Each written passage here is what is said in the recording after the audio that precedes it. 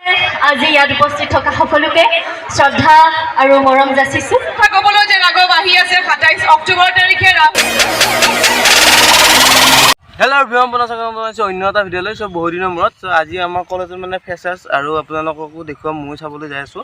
বলকচোন পলম নকৰি আমি ভিডিঅ'টো আৰম্ভ কৰোঁ। এতিয়া মানে সকলোৱে যাই আছোঁ খোজকাঢ়ি। তাতে লগ পাম দে, কি হয় কি নহয়। ভিডিঅ'টো সকলোৱে চাই থাকিব।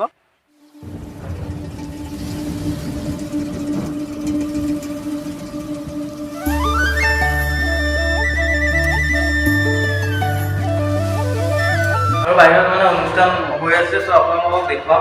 মেইন মানুহ আমাৰ এইটো এটা কিবা কওক আকৌ নমস্কাৰ, ৱেলকাম টু আৱাৰ কলেজ।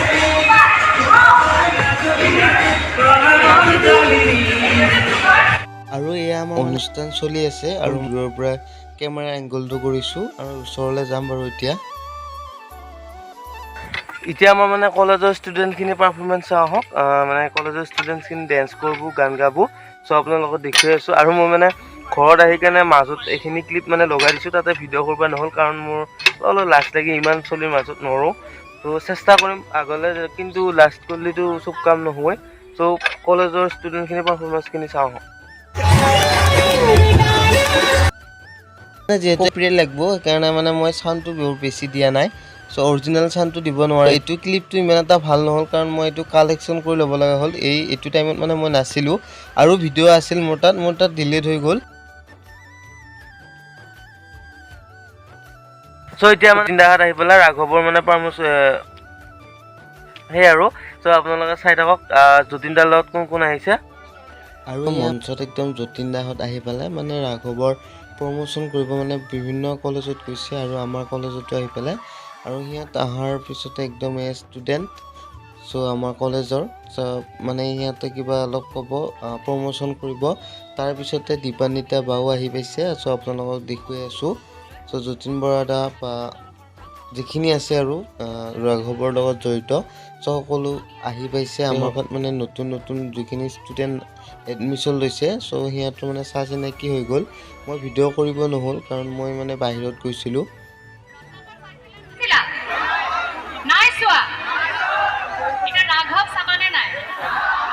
ৰাঘৱ কেতিয়া ৰিলিজ হ'ব জানানে? ডেটটো জানা নাই? নাজানা? ২৭ অক্টোবৰ। মনত থাকিবনে? ২৭ অক্টোবৰত মঙলদৈ গোটেইকেইটা চিত্ৰগৃহতে ৰাঘৱে শুভ মুক্তি পাব।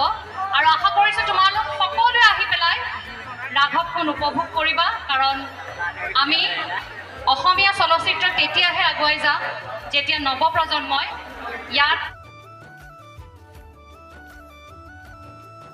প্ৰেম হ'ল, তাৰপিছত বিয়া হ'ল। সেইকাৰণে মঙলদৈ সঁচাই মোৰ কাৰণে এটা ডাঙৰ, মঙলদৈ মোৰ কাৰণে, মোৰ কেৰিয়াৰ কাৰণে মঙলদৈ অৰিহণা বহুত আছে।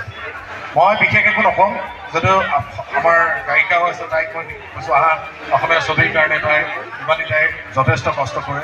মোৰ আহা ৰাঘৱৰ কাৰণে, তাইও আহিছে।